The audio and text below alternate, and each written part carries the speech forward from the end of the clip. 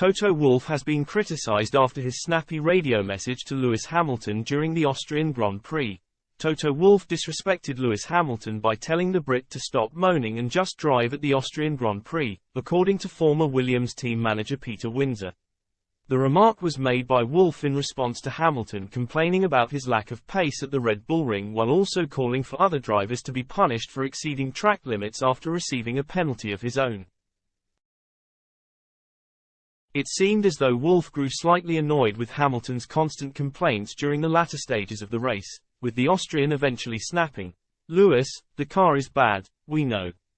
Please drive it." Windsor has since criticised Wolff's tone of voice while addressing Hamilton mid-race, with his radio message being perceived as disrespectful to a driver who has won it all in F1.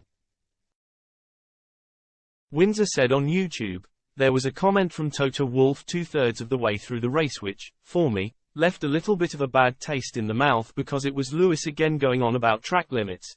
I just thought wow, for all the song and dance about the upgrades, and how improvements are there and they're moving forward and the setup and getting the tyres in the right window. To speak to Lewis like that, get on and race. This guy is a 7-time world champion, he does deserve a little bit more respect than that, I think." It comes after Wolff played down the impact of his tetchy radio exchange with Hamilton by insisting that there was no malicious intent behind his comments, with the Mercedes chief simply having grown frustrated about their lack of performance in Austria compared to their pre-race expectations. "You should hear us talking on the phone and meeting each other, that was nothing," he explained. "We have had a bad weekend, all of us in the team, and that just makes us stronger. It was only for the best interest of the driver and the team. Sometimes there is a certain moment when you need to calm things down, but I meant well. We had a lot of discussion about track limits and whether they were enforced or not.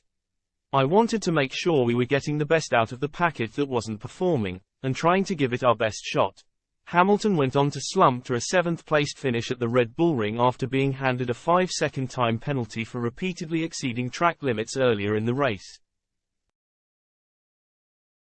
He was subsequently dropped to 8th after being found guilty of more offences than initially noted, with the Brit joining 7 other drivers in receiving further penalties after the checkered flag.